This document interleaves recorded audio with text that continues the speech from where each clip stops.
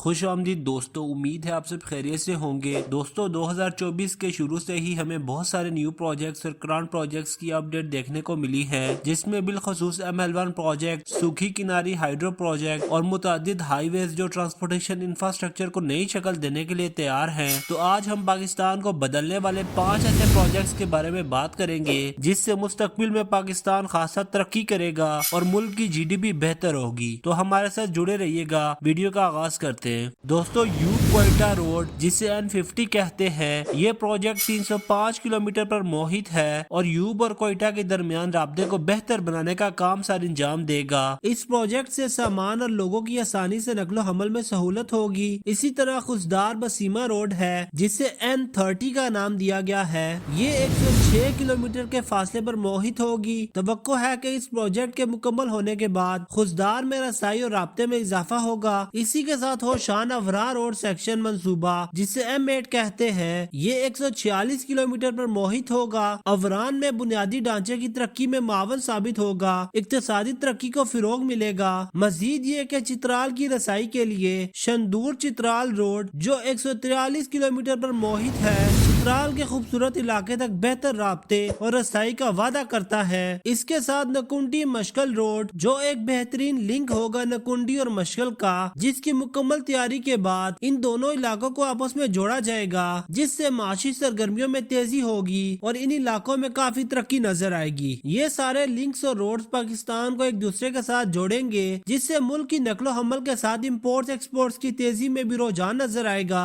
مزید یہ کہ جب عام عوام کو ان علاقوں میں رسائی ملے گی تو پہلے لوکل ٹوریزم بڑھے گی، پھر انٹرنیشنل ٹوریزم۔ گوادر میں نیو گوادر انٹرنیشنل ایئرپورٹ پر کنسٹرکشن کمپلیٹ ہو گئی ہے۔ سول ایویشن اتھارٹی کی ایکسپرٹ ممبرز نے اس ایئرپورٹ کو وزٹ کیا ہے اور لیٹسٹ اپ ڈیٹ کے مطابق اس وقت اس ایئرپورٹ کی سیفٹی چیکس پر کام جاری ہے۔ کچھ ذرائع یہ بھی بتاتے ہیں کہ اس ٹیم نے گوادر ایئرپورٹ کی رن وے کا سیفٹی چیک کمپلیٹ کر لیا ہے۔ دوستو یہ سیفٹی چیک بہت ہی ضروری ہوتا ہے کسی بھی نیو ایئرپورٹ کو آپریشنل بنانے کے لیے، کیونکہ اس سے پائلٹوں، ایئر ٹریفک کنٹرولر، ہوائی اڈے کے گاڑیوں کے ڈرائیورز اور بہت سے سٹیک ہولڈرز اس چیکس پر پورے اعتماد ہوتے ہیں، کیونکہ اس کی سیفٹی چیکس کے بعد کسی بھی قسم کی فلائٹ آرام سے اڑان بھر سکتی ہے اور لینڈ بھی کر سکتی ہے۔ ذرائع کا مزید یہ بھی کہنا ہے کہ جلد گورنمنٹ فضائی آپریشن سٹارٹ کرنے والی ہے، کیونکہ گورنمنٹ ایئرپورٹ سول ایویشن کے معیار کو پورا کرنے کے لیے کوشاں تھی۔ CAA کی باقاعدہ ٹیم کچھ فائنل چیک اپس کر رہی ہے، جس کے بعد ٹیسٹ فلائٹ کی اجازت مل جائے گی اور ایئر پلینز کی نقل و حمل کا سلسلہ شروع ہو جائے گا۔ اور دوستو یہ بات بھی یاد رکھیں، اس ایئرپورٹ کا افتتاح بھی جلد ہوگا، جو پاکستان کے پرائم منسٹر اور چین کے سفیر کے ساتھ ہوگا۔ اور اس بات کو بھی یاد رکھیں کہ new Gwadar international airport CPEC کے لیے ریڑھ کی ہڈی ہے۔ اس ایئرپورٹ کے آپریشنل ہونے کے بعد چین اور پاکستان میں تجارت مزید بڑھ جائے گی، امپورٹ ایکسپورٹ میں مزید رجحان نظر آئے گا، بہت سی ملازمتیں پیدا ہوں گی۔ دوستو اس ایئرپورٹ کو انٹرنیشنل سٹینڈرڈ کے مطابق ڈیزائن کیا گیا ہے اور دنیا کے جدید ترین ایئرپورٹ میں سے ایک ہوگا۔ اس ایئرپورٹ کی خاص بات یہ ہے کہ اس میں دنیا کے بڑے ہوائی جہاز لینڈ کرنے کی صلاحیت موجود ہے، جس میں A380 اور بوئنگ B747 سر فہرست ہیں۔ دوستو یہ ایئرپورٹ ایک جوائنٹ وینچر ہے پاکستان، عمان اور چائنا کا، اور یہ ڈومیسٹک اور انٹرنیشنل فلائٹس کو سنبھالے گا۔ اس کی لاگت کی بات کریں تو اس پر 52 بلین روپے لاگت آئی ہے اور یہ پاکستان کا پہلا گرین فیلڈ ایئرپورٹ ہوگا۔ گرین فیلڈ ٹائٹل اس ایئرپورٹ کو حاصل ہوتا ہے جو عالمی معیار کے مطابق اسے ڈیزائن کرے اور اسے بنائے۔ اس کے ساتھ یہ ایئرپورٹ 4300 ایکڑ پر محیط ہوگا۔ اس میں ایک وائڈ باڈی ہوائی جہاز لینڈ کرنے کی رن وے ہوگی۔ اس کے علاوہ بھی اس کے پاس اتنی گنجائش ہوگی کہ مستقبل میں اگر ایک اور رن وے بنانے کی اجازت ملی تو وہ بھی بن سکتی ہے۔ اب اس ایئرپورٹ کی تھوڑی ہسٹری کی بات کریں تو یہ ایئرپورٹ 2014 میں ہائی پرائیورٹی پروجیکٹ کے طور پر پروپوز کیا گیا تھا اور 2015 میں یہ اپروو ہوا۔ اس پروجیکٹ کی فنڈنگ ایک گرانٹ ایگریمنٹ کے تھرو ہوئی جو چین اور پاکستان کے درمیان 2017 میں سائن ہوئی تھی۔ اس کی گراؤنڈ بریکنگ سیریمنی 2019 میں ہوئی اور اسے 2022 کے اختتام تک کمپلیٹ ہو جانا تھا، تاہم کچھ وجوہات کی وجہ سے کمپلیٹ نہیں ہو سکا۔ اب اس ایئرپورٹ کی لوکیشن پر نظر ثانی کریں تو نیو گوادر بین الاقوامی ہوائی اڈا بلوچستان کے جنوب مغربی بحر عرب کے ساحل فیلڈ پر گوادر شہر کے موجودہ ہوائی اڈے سے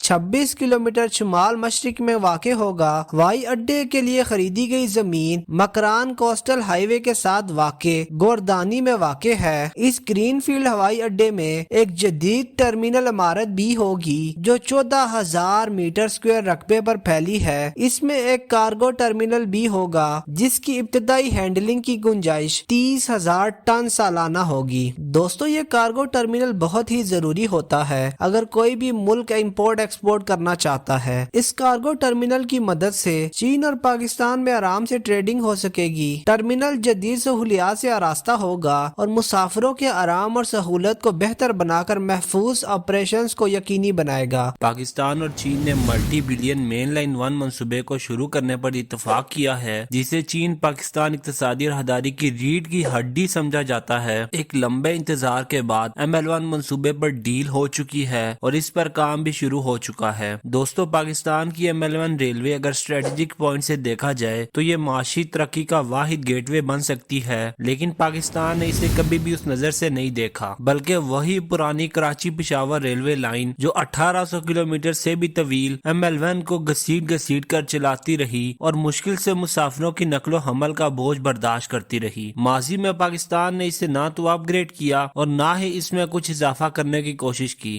دنیا کی ریلوے لائنز نارمل سپیڈ جو پکڑتی ہیں وہ 300 کلومیٹر فی گھنٹہ کی رفتار ہے، جبکہ وہی ML1 ریلوے صرف اور صرف 100 کلومیٹر تک سپیڈ پکڑ سکتی ہے، کبھی کبھی تو 50 کلومیٹر یا اس سے بھی کم تک گر جاتی ہے۔ حالیہ اس لائن پر صرف ایک طرف دن میں 34 ریلوے ٹرینز چلتی ہیں، لیکن اسے اپ گریڈ کرنے کے بعد اس کی تعداد 171 ہو جائے گی۔ اسی کے ساتھ ساتھ مسافر ٹرین کی تعداد ابھی 40 ہے، اپ گریڈ کے بعد وہ 80 ہو جائے گی۔ سالانہ مسافروں کی بات کی جائے تو اس وقت 5 کروڑ مسافر سفر طے کرتے ہیں، جبکہ اپ گریڈ کے بعد یہ نمبر 10 کروڑ ہو جائے گا۔ اب منصوبے کی پلاننگ فیزز کی بات کریں تو کرنٹ اپ ڈیٹس کے مطابق منصوبہ 2 مرحلوں میں تعمیر کیا جائے گا۔ پہلے مرحلے میں کراچی سے ملتان تک 930 کلومیٹر ریلوے لائن بچھائی جائے گی۔ اس سیکشن میں 2022 کے دوران سیلاب کی زد میں آنے والے ریلوے انفراسٹرکچر کو بھی بین الاقوامی معیار کے مطابق اپ گریڈ کیا جائے گا۔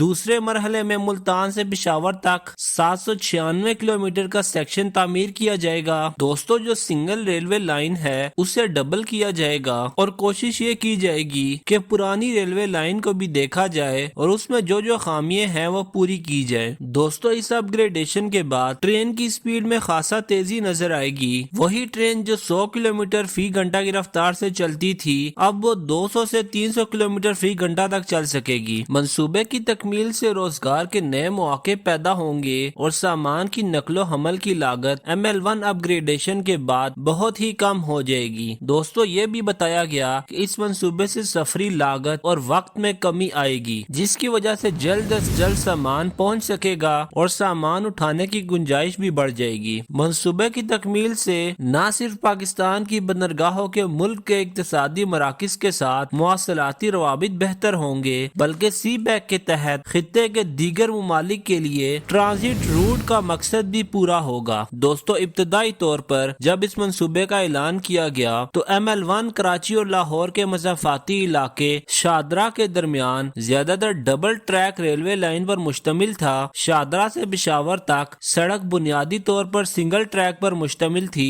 کراچی سے شادرہ کے درمیان پورے ٹریک کو ڈبل کرنے کا تعمیراتی کام جنوری 2016 میں مکمل ہوا اور اس کا افتتاح بھی اس ٹائم ہوا۔ دوستو اب ML1 ریلوے کے اپ گریڈیشن کے کچھ فوائد کی بات کریں تو ٹنلز، پانی میں سرنگیں اور متعدد پل اس میں شامل کیے جائیں گے۔ کراچی کی طرف لالا موسیٰ سے 900 کلومیٹر جنوب میں واقع ML1 ریلوے ٹریک کو بھی اپ گریڈ کیا جائے گا تاکہ 25 ٹن ایکسل لوڈ کی گنجائش والی گاڑیاں اس سے گزر سکیں۔ ٹیکسلا سے حویلیاں تک ایک سپر بھی تعمیر کیا جائے گا۔ اس کے ساتھ حویلیاں شہر کے قریب ڈرائی پورٹ بھی قائم کیا جائے گا۔ ML1 ریلوے ٹریک کی پوری لمبائی کمپیوٹرائز سگنل سسٹم پر مشتمل ہوگی۔ شہری علاقوں سے گزرنے والی ریلوے ٹریک پر ایک فینس بھی لگائی جائے گی تاکہ گاڑیوں اور لوگوں کو روکا جا سکے ان آتھورائزڈ گزرگاہوں سے۔ توقع ہے کہ پاکستان ریلوے کی سالانہ آمدن میں تقریباً $480 ملین کا اضافہ ہوگا۔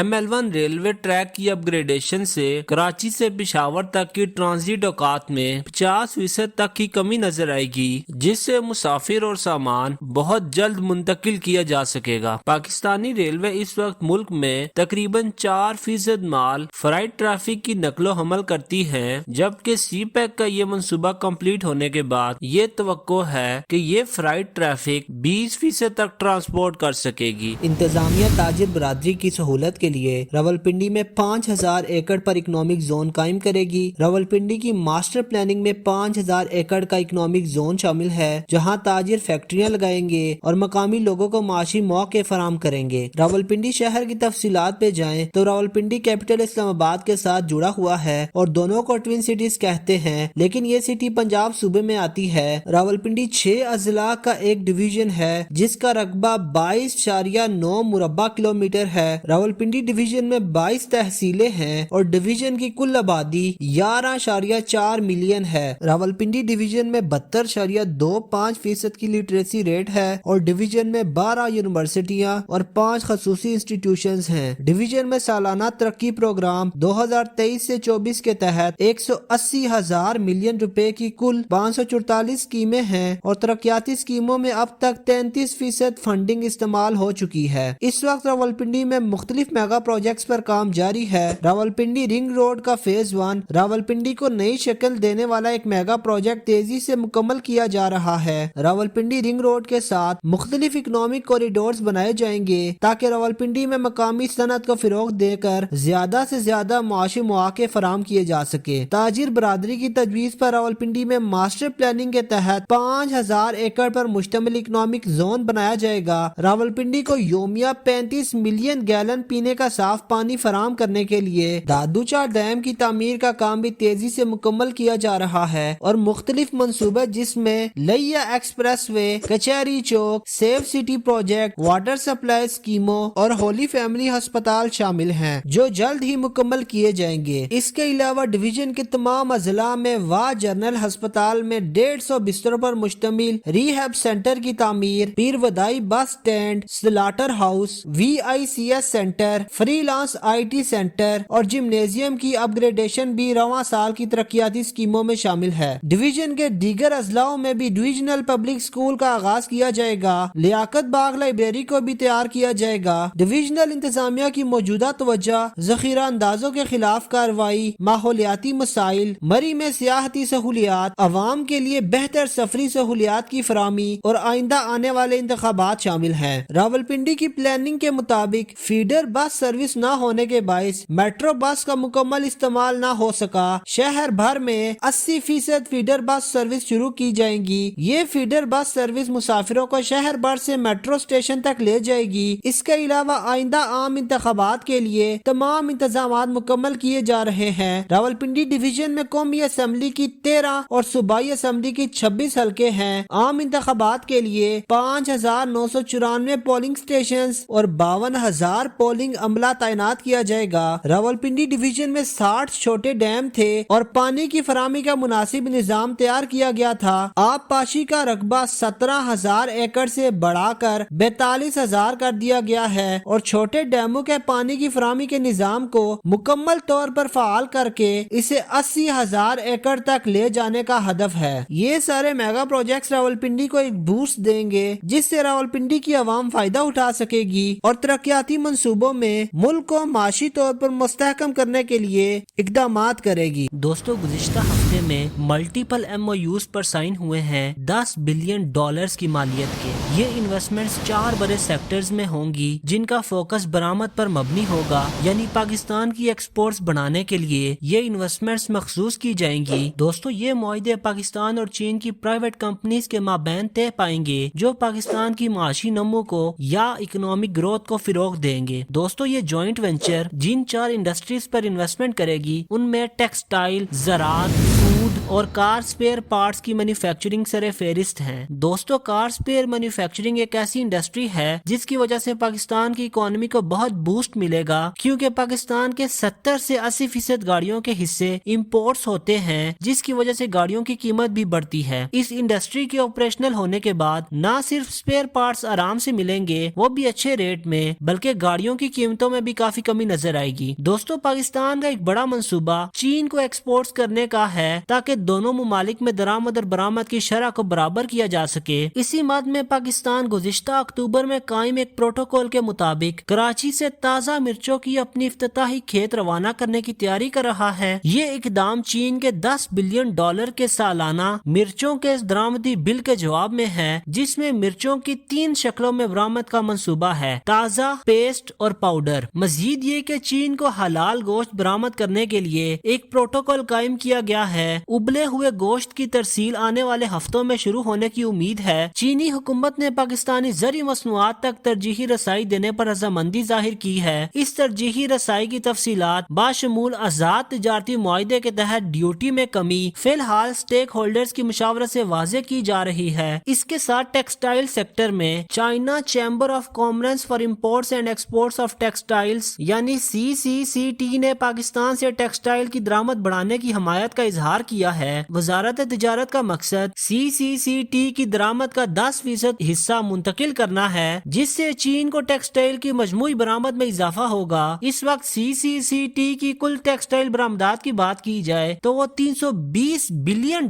ہیں۔ اس اقدام سے پاکستان کو بہت فائدہ ہوگا۔ اس کے ساتھ ایکسپورٹ مقاصد کے لیے فوڈ انڈسٹری میں ایک چینی سرمایہ کار کے ساتھ صحرائے چولستان کے 10,000 ایکڑ رقبے پر مونگ پھلی کی کاشت کے لیے ایک پروٹوکول پر دستخط بھی ہوئے ہیں۔ یہ سب انڈسٹریز پاکستان کی معیشت کو مستحکم کریں گی اور بجٹ ڈیفیسٹ کو کم کریں گی۔ اس کے ساتھ ان انڈسٹریز میں لوکل فارمرز کو بھی کئی حد تک منافع ہوگا، وہ اپنی مصنوعات اچھی قیمت میں بیچ سکیں گے۔ دوستو، ان انڈسٹریز کی وجہ سے کئی ملازمتیں بھی پیدا ہوں گی جو مزید عام لوگوں کو سہولت فراہم کریں گی۔ جب ملک کے ایکسپورٹس بہتر ہوں گے تو ملک کی اینول GDP بھی بہتر ہوگی، جس کا بالآخر فائدہ ملک کو ہوگا اور عوام کو اچھے ریٹ پہ چیزیں دستیاب ہوں گی اور سستی ملیں گی۔ دوستو، اس سے ملک نہ صرف ترقی کرے گا بلکہ ڈالر کے ریٹ بھی گریں گے اور پاکستانی روپیہ مستحکم ہوگا۔ دوستو، آپ کو یہ ویڈیو پسند آئی ہو تو اسے لائک ضرور کیجیے گا اور کامنٹ سیکشن میں یہ لازمی بتائیے گا کہ آپ اگلی ویڈیو کس ٹاپک پر دیکھنا چاہتے ہیں۔ دوستو، آپ نے ابھی تک چینل کو سبسکرائب نہیں کیا تو گزارش ہے اسے سبسکرائب کر دیں اور اس کے ساتھ بیل آئیکن کو بھی لازمی پریس کیجیے گا۔ اگلی ویڈیو میں ملتے ہیں۔ اللہ آپ کا حامی و ناصر۔ اللہ حافظ۔